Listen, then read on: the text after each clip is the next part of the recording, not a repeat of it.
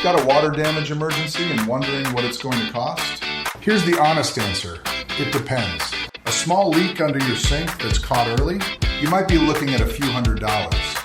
A flooded basement from a sump pump failure? That can run anywhere from $2,000 to $5,000. Major storm flooding affecting multiple rooms?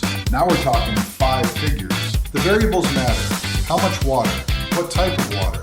How long it's sat? And what materials are affected? Hardwood floors cost more to restore than tile. Finished basements are more complex than crawl spaces. Here's the good news. Most homeowners insurance policies cover sudden water damage.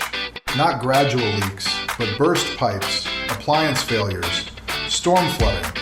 Those are typically covered. At RestoPros of South Kansas City, we use Xactimate for all our estimates. That's the same software insurance companies use, which means fewer surprises and faster claim approvals.